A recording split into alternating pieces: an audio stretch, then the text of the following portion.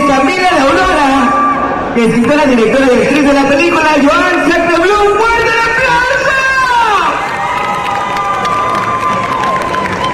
¿Qué onda, chicos? ¿Cómo están? Órale, ¿eh? Qué increíble, neta, recibimiento, neta, qué bonito es Guadalajara. Neta, muchísimas gracias por todo este amor que me han estado dando. Y pues aquí quería venir a platicarles un poco tal vez de cosas que, por ejemplo, de esta segunda parte que salió, en la que pudimos trabajar con, tal vez algunos aún no lo saben, o algunos que han estado al pendiente del proyecto lo saben bien, que trabajamos con muchísimo talento. Estuvimos con Lalo Garza, que ahorita estamos aquí con él en la Congo, que nos dio su talento, con muchísimos actores, con el talentosísimo Insulini, tuvimos hasta una bióloga. Y pues quería contarles, porque me he estado dando cuenta que cuando empezamos con todo esto, pues mucha gente me empezó a conocer a raíz de Joan Sacreblum, o cuando salió Joan Sacreblum. Y tal vez muchos no saben cómo se fue dando, qué es lo que terminó, porque a veces creo que mucha gente asume que todo esto era algo perfectamente planificado. Muchas veces, de hecho, una de las preguntas que no me molesta que me la hagan, pero que siempre me la han hecho, que es de, ¿te esperabas el éxito de Joan Sacreblum? Y yo, pues por supuesto que no, no mamen. O sea, no es como que fuera a decir, sí, güey, estoy haciendo esta pendejada para que de aquí a Francia, que por cierto, mientras estoy aquí hablando con ustedes, se está proyectando en Francia la película de Joan Sacreblum. Hoy estrenamos en Francia. Exactamente, en el Cine Le Bradí. De hecho, es nuestra segunda vez que logramos presentarnos en Francia, solamente que la primera vez fue para público latino. Fue para un festival de cine latino en Francia, pero esta función de hoy no. Esta función fue una que salió con los subtítulos en francés, aunque no sé por qué cuando la película está en francés. Pero deberían, pero pues no. Pero pues sí, esta película salió para gente local de allá, que van a ver pues esta humilde perspectiva, mi humilde investigación hacia su cultura, un poquito superior a la del otro tipo que lo hizo de México. Y pues justamente quería contar eso, porque mucha gente me comenta seguido que si esperaba esto o si tenía planificado esto, y a veces no. Y gracias a este proyecto, o sea, creo que aquí también es muy común que haya este tipo de personas, que pues hay aquí muy posiblemente aspirantes a dibujantes, a actores, a editores, a animadores, a productores, a actores. Muy posiblemente en estos ambientes siempre abundan mucho potencial artista. Entonces esta es una pequeña plática pues de entrada para entretenerlos y para sacarles chismes, que aquí es la primera vez que les voy a contar. Pero pues también porque a veces creo que sobre todo nuestra generación, si aquí hay millennials para abajo, centennials así, creo que tendemos mucho a esperar tener la certeza de lo que va a pasar. Y si hay allá afuera, si hay aquí personas que no hayan seguido el proyecto desde el principio y crean que esto estuvo planificado, déjenme les cuento cómo empezó esto desde el principio hasta que llegamos a hoy, a Francia. Pues la cuestión es que Joan Sacreblum de entrada no habría existido si no fuera por algo muy curioso: la censura de YouTube, de TikTok. La censura de TikTok. Si alguien en algún momento aquí se ha dedicado, sube videos de TikTok, habla de algunos temas, etcétera, etcétera, sabe lo mamoncito que puede ser esa aplicación. O sea, puede salir una morra semidesnuda y no le toman el video, pero si se te ocurrió decir una palabra que no iba, ya te acusaron de discurso de odio. A mí me han tumbado videos por transfobia, chinguense esa. O sea, entonces, pues cuando sale esta película, la que originó todo este desmadre, la que originó mi enojo, estaba viendo mucho chisme sobre eso, ¿no? Que de entrada una gente decía que la peli trataba de una cosa, otra gente decía que trataba de otra, unos decían que no, es que no trata de una mujer trans, trata de un narco que quiere escaparse de la ley y transiciona. Y yo, güey, dejarse la barba era menos pedo, o sea, no sé, pelarte, güey, sube de peso, o hazte una cirugía, pero ¿por qué hacerte mujer? Está bien pinche raro eso, ¿no? Pero pues no, resultó que el personaje sí era una mujer trans. Entonces yo veo eso, ¿no? Y mucha gente cree que justamente lo que me hizo más enojar fue la representación trans o hasta lo de México. Pero la verdad es de que principalmente fueron las canciones. O sea, vaya que pinche cagada de canciones eran esas cosas, ¿no? Entonces, en ese momento que estábamos por ahí de enero, yo todavía no se había estrenado oficialmente la película de Emilia Pérez aquí en México. Entonces, pues con mis habilidades de hacker me la encontré en Cuernavaca y me la aventé. Grabar en cines. No se le entendía a todos los diálogos, luego la vi en buena calidad y dije, sigo sin entenderle a todos los diálogos. Pero bueno, ¿no? La veo, me encabrono. Mucha gente me dice que algo de lo que me admiró mucho en Joan Sacrebleu, que a veces es curioso, ¿no? La percepción que tienen algunas personas y cómo realmente fueron las cosas.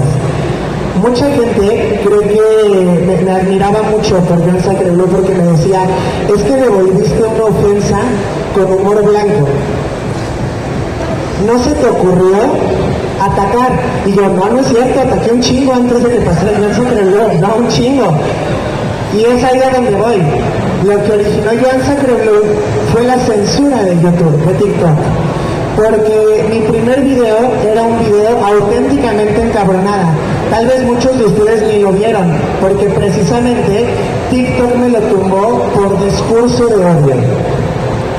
Entonces, subo el video en el que tal cual sí, la verdad sí la reconozco, sí estaba diciendo, está pendeja la persona a la que le guste esta pinche película, está tocada, más si es mexicana, tiene pedos en la vida, tiene traumas sin resolver, está pendeja, o sea, yo sí decía, la única manera en la que creo que a alguien le podría gustar a Emilia Pérez es si en su vida ha ido a México, o si en su vida ha conocido a una persona trans, o si en su vida ha escuchado una canción decente.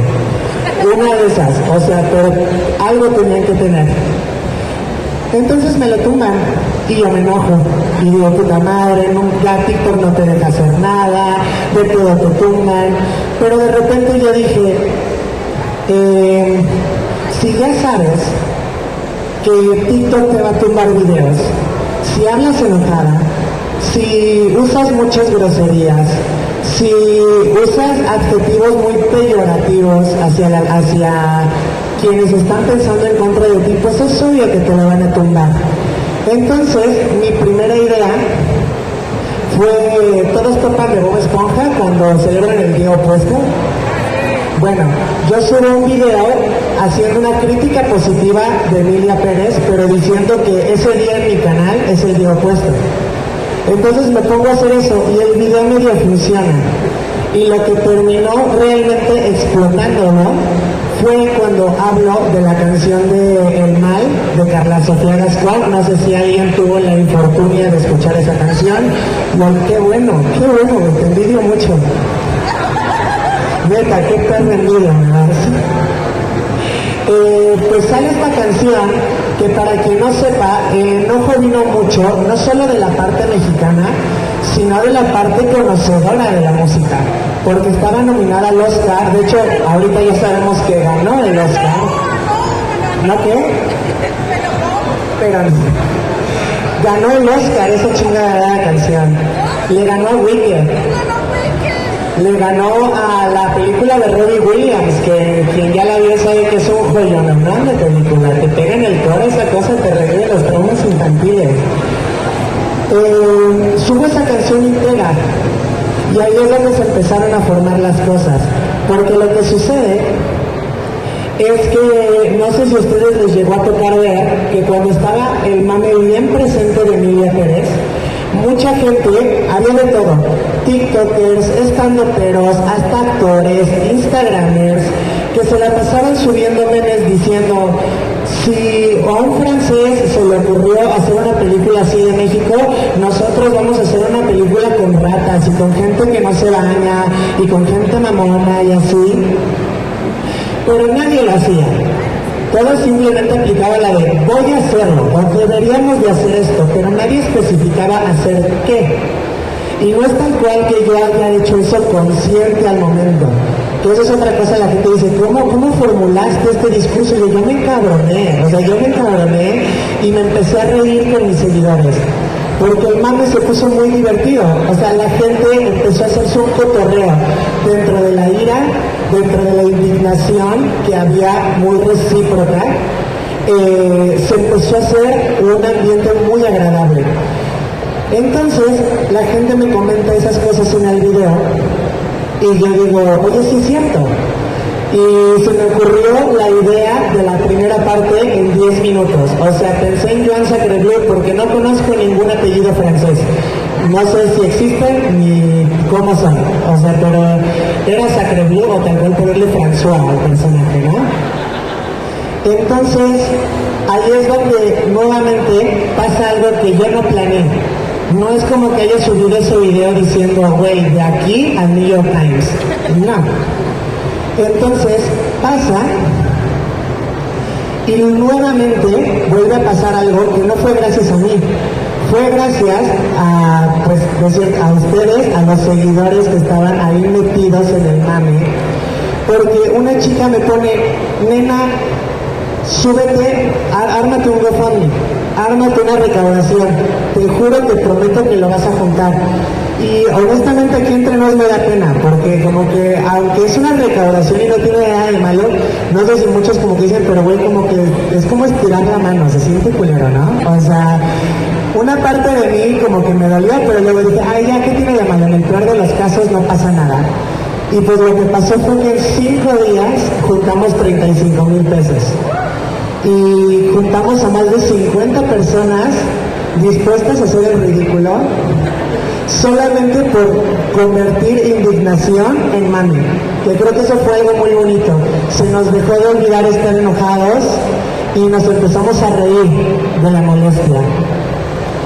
Entonces, luego pasa la película, ahí es donde pues ya muchos de ustedes tal vez ahí empezaron a estar al corriente, empieza a pasar todo, llegamos a Tailandia, llegamos a Corea del Sur, llegó a haber notas de Italia, de Francia, de España, de Japón también llegaron a haber notas, y todo se empezó a descontrolar. Entonces, pues a mí mi intención como que de hacer más grande el campo de juegos, hacer más bonito esto, o sea, dije, ok, mucha gente estaba diciendo, por ejemplo, que sí, pero solamente son 50 pendejos, había haters, ¿no?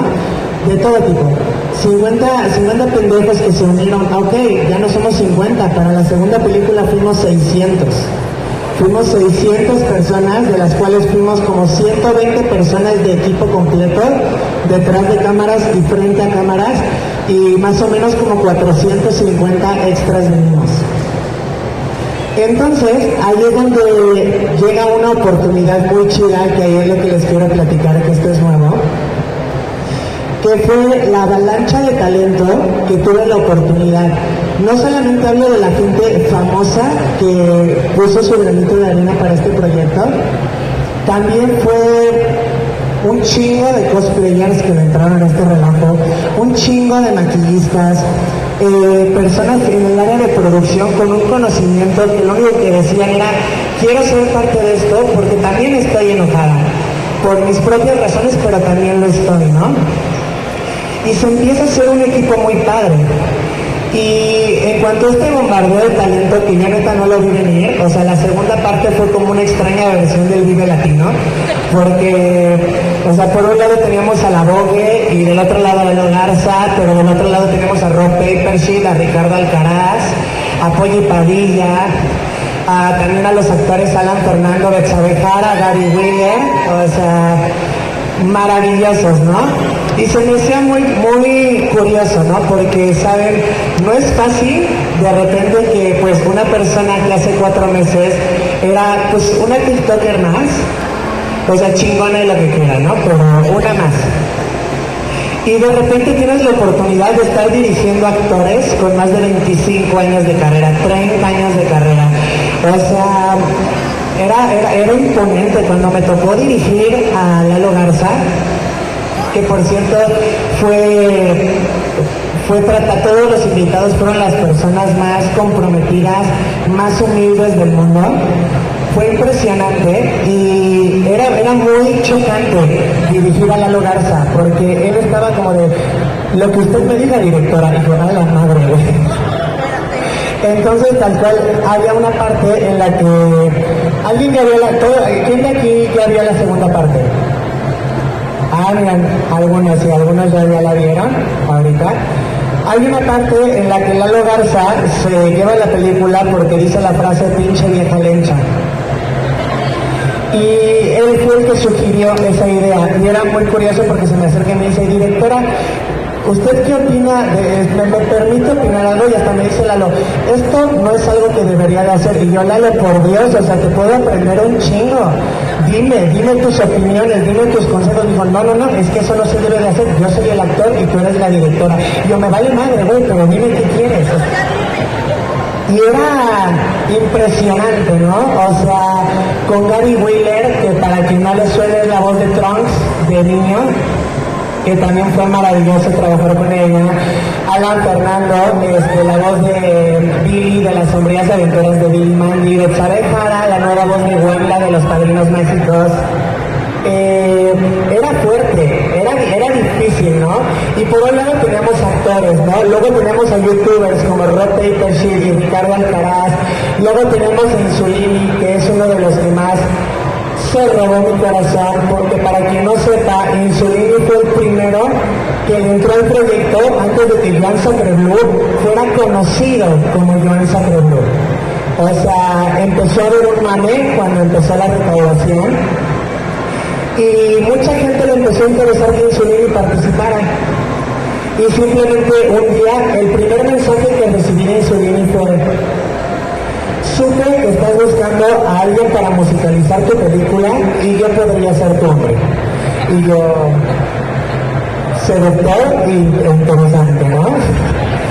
Entonces teníamos músicos, teníamos actores, teníamos a cosplayers, teníamos a maravillosos maquillistas.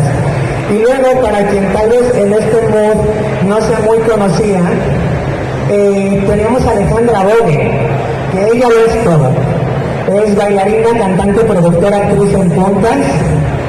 Y aunque no la conozcan, se me hacía algo muy importante de trabajar con ella, porque para quien no sepa, ella fue la primera mujer trans, no en México, en todo el mundo, que tuvo su propio programa de televisión. Así como los de No Fue Wendy Guevara, O sea, era muy impresionante en el 2006, cuando nadie podía ver en pantalla a una mujer trans. Y tranquis, no me voy a picar en eso, no me voy a poner a hablar de inclusión, no trabajo para Disney, no hay pedo, no se preocupen. Pero veanlo desde el lado de badass. Tienes a una persona que fue la primera en romper barreras de discriminación, de crítica, de odio, y que logró hacer todo eso, ¿no? Entonces ya teníamos bailarines, teníamos actores de doblaje, teníamos productores, teníamos a gente de un chingo de la rama del entretenimiento, y por alguna razón teníamos una bióloga. Que para quien no la conozca es Polly Padilla, que por ahí dicen que es la misa sinfonía de la biología. Y era muy cagado, porque si era como de tenemos actores, productores, músicos, bailarines, cosplayers y una bióloga. Se sentía como Polly, salte de ahí, esa no es tu familia. Pero se dio. Fue una combinación tan, pero tan interesante de tantas personas que simplemente dijeron, güey, es que la unión está padrísima. Hubo un momento en lo que a mí respecta, ya no importaba Emilia Pérez, o sea, ya no importaba. Ya lo que importaba era esa unión que se había generado, no solamente entre mexas. De hecho, así como Emilia Pérez tuvo una sola mexicana en toda la película, nosotras tuvimos a una francesa y media. Tuvimos a una TikToker que se llama Mina de Rosa, que radica en México, pero es de Francia y es mujer negra y musulmana. Y de hecho le encantó Bienvenidos a la France. Me encantó porque dijo, es que tiene un mensaje muy profundo y yo, ¿lo tiene? Porque decía que es cierto, o sea, es curioso, ¿no? Cómo de repente te das cuenta dónde le pegas a alguien sin saberlo. Porque decía, es que es cierto, en Francia todo el mundo es racista, pero nadie habla del racismo. Todo el mundo es odiante hacia la religión musulmana, pero nadie lo comenta. Y yo, órale, qué loco, tan profunda fui.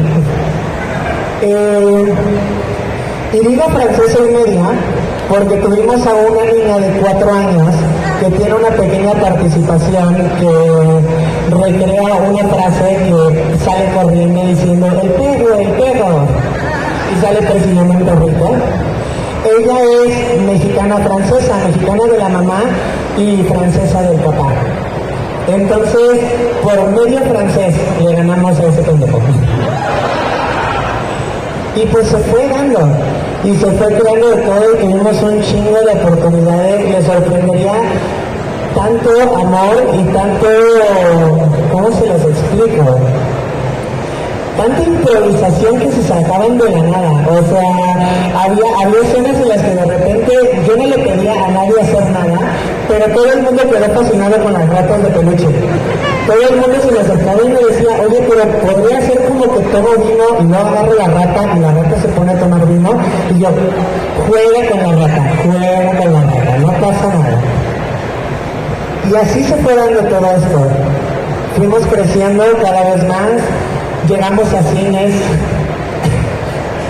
en CDMX, en Tijuana, en Guadalajara. Aquí estrenamos, de hecho tuvimos aquí premier. Solamente en 2 ciudades tuvimos premier, en CDMX y en Guadalajara. Y en serio, muchísimas gracias porque Guadalajara es de los mejores. Gracias. Guadalajara es de los ambientes más bonitos. Y no se los digo porque esté aquí, o sea, se los juro que si el día de mañana estoy en Guanajuato les voy a decir, ¿saben que Guadalajara es lo mejor, güey? Pero no. Y así pasó. Y así se dio. Y ahorita que estoy aquí con ustedes, que ya estamos cerrando, que justamente ahorita de hecho justo estoy esperando el mensaje de la gente de París, que me van a mandar varios videos de cómo estuvo la función, de cómo estuvo esto. Según me dijeron, nos fue bastante bien, nos fue tan bien que al parecer ahorita están en la fiesta de celebración, se están empleando en nuestro honor. Ahí están tomando vino de rata y ahí el vinito con la rata ahí flotando.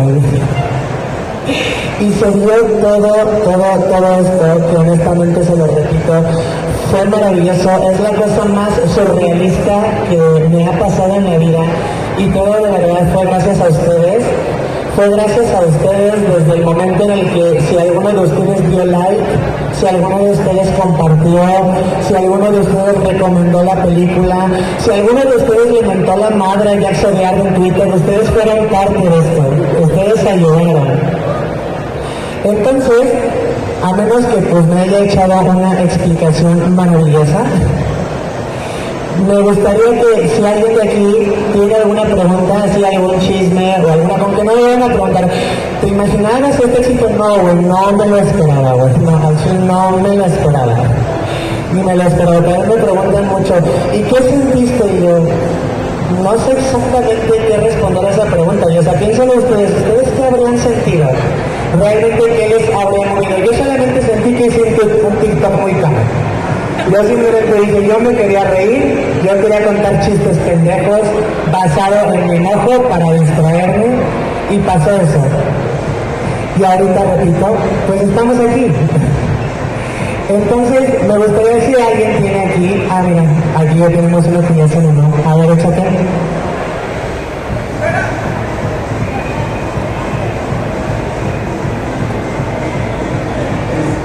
Me gustaría saber si crees que alguien de la producción de Villa Pérez se haya enterado de todo este desmadre, o si los de la producción en general hayan sabido de esto. Mira, yo siento que sí se enteraron, porque, y ahorita más le puedo asegurar, ahorita ahorita que ya acabó todo el mame, que ya ahorita estamos cerrando la gira, que pues ya pasaron los Óscares y eso fue lo que terminó de matar la película, porque ese tipo de películas, pues la película solamente fue fuerte mientras estaban los Óscares, no solamente era por Emilia Pérez, todas las películas pierden fuerza una vez que se acaban los Óscares, la gente deja de hablar de ello. Pero durante el tiempo en el que yo estuve siendo muy crítica hacia esa película, me tumbaron una enorme cantidad de videos, pero enorme, o sea, y no solamente era de que me la tumbaban porque me quitaban el video, si alguien aquí hay que siguió el proyecto desde el principio, sabe que a mí me pasó algo que no le debería de pasar a nadie cuando hace TikToks, que es que yo subí un video y el video sí se subía, pero se subía en negros.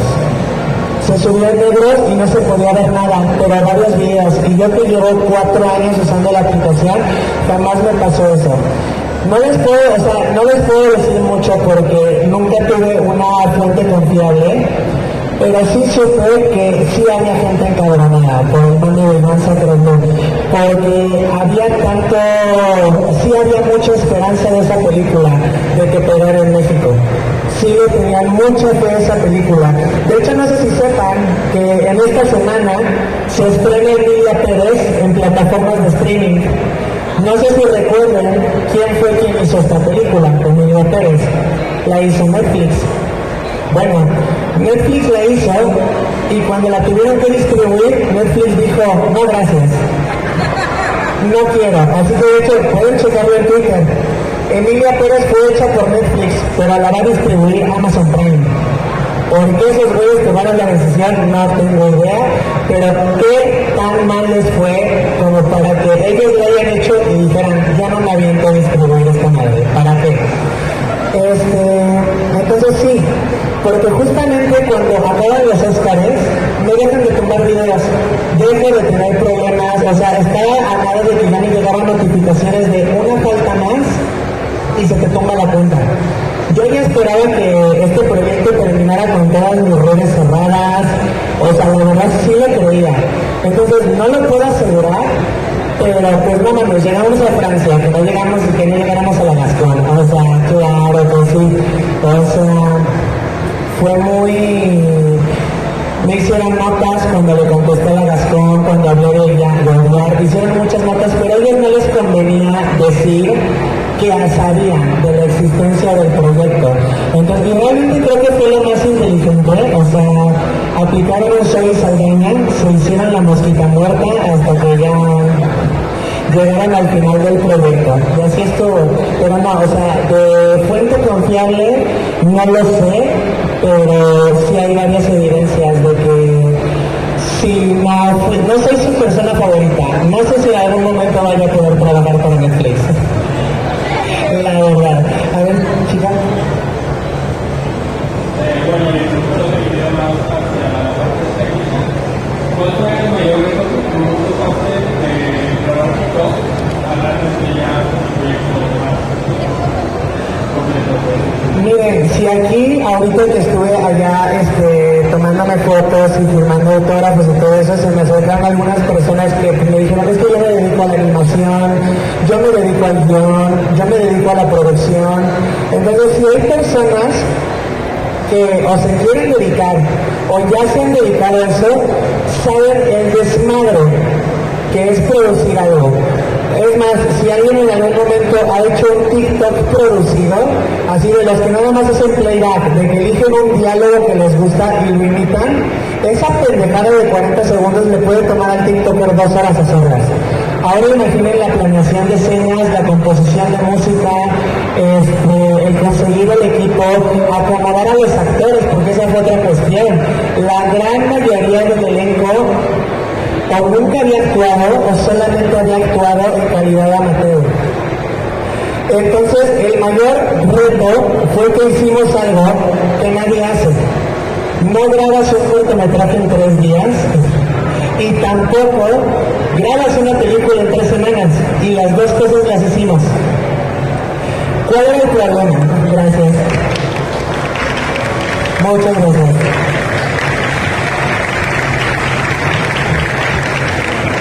Entonces, si en algún momento aquí hay gente que le vaya a interesar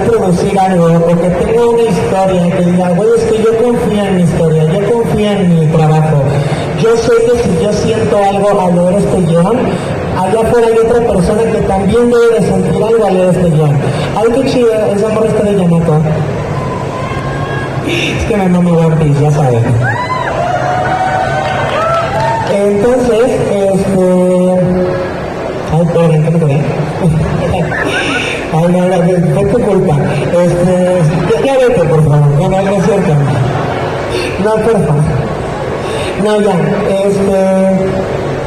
Todos estos factores que haya.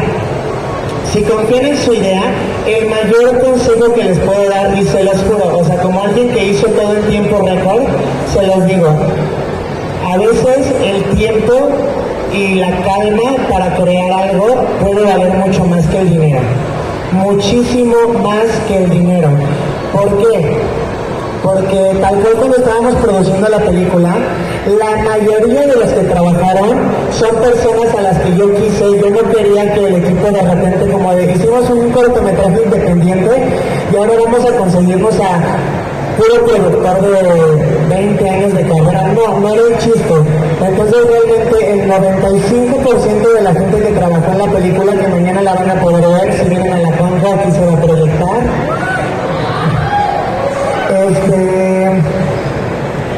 La mayoría de la... chinga conmigo. Tengo que dejar de cortar los temas.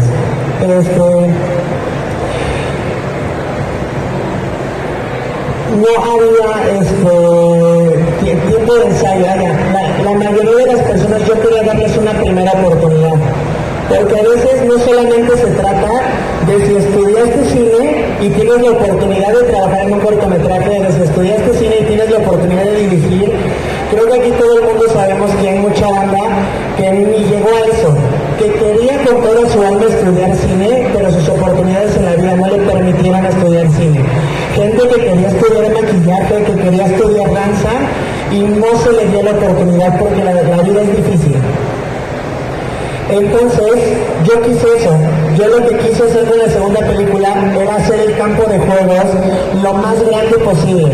Que gente que dijera, yo jamás voy a tener la oportunidad de trabajar en una película, me encantaría hacerlo, pero jamás voy a poder, dijera, ya pude.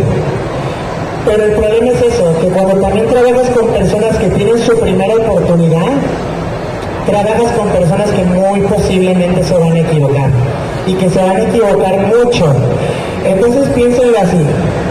Tienes un equipo de 500 personas y tienes un presupuesto que, aunque suene mucho, en la recaudación de la segunda película pasamos de recaudar 35,000 pesos en 5 días a juntar 180,000 pesos en día y medio.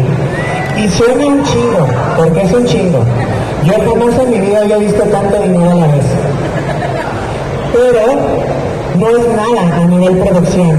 Si aquí hay personas que digan, no, es que mi sueño es hacer una película y me va a costar como 50,000 pesos, y yo no, güey, no. Entonces de repente, ¿qué es lo que pasa? Una persona comete un pequeñito error, y ese pequeñito error nos costó 1,500 pesos, no pasa nada. Pero son 500 personas, de las cuales 400 son inexpertas. Entonces de repente ya no hay un error, ahora hay 2, luego hay 3, luego hay 5, luego hay 10, y de repente ya no hubo errores de 15, ya no hubo errores de 1,000 pesos, fueron errores de 25,000 pesos. Entonces ahí es donde les digo que si aquí hay personas interesadas en producir, en escribir, en crear, la planificación y la paciencia para evitar los errores les va a ahorrar muchísimo dinero. Y de hecho aquí les va otro chisme que nada más lo he contado en un lugar que no salía en cámaras, entonces se los voy a contar. En la segunda película conseguimos una casa francesa. Muy padre, muy increíble, o sea, como que hizo yo que le subimos al presupuesto. Y todo bien padre. Y el problema es que si bien teníamos personas que era su primera oportunidad y le estaban chingando y decía, güey, es mi oportunidad, tengo que estar al tiro, tengo que estar concentrado. No, también había personas que decían, güey, está bien mamón, esto de increíble, y se lo tomaban a broma. Entonces, valga la redundancia, alguien de mi equipo me rompió algo de esa casa francesa, valga la ironía, carísimo de París.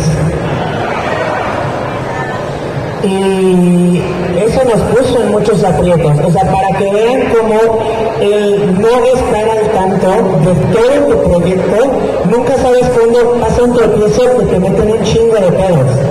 O sea, imagínense, esa cosa que me rompieron, la casa francesa, cuando yo la tuve que pagar, con ese dinero le pagaba a medio departamento de arte o de producción. Así de caro me salió esa cosa, ¿no? Ok. Entonces, pues, así está esto, chicos. Si en algún momento quieren producir, escribir, sean pacientes, tengan calma, acepten sus propias herramientas, acepten sus propias oportunidades y confíen en su proyecto. Confíen en su proyecto y no se vuelvan locos. No corren, porque entre más se corre, más fácil es tropezar. Muchas gracias.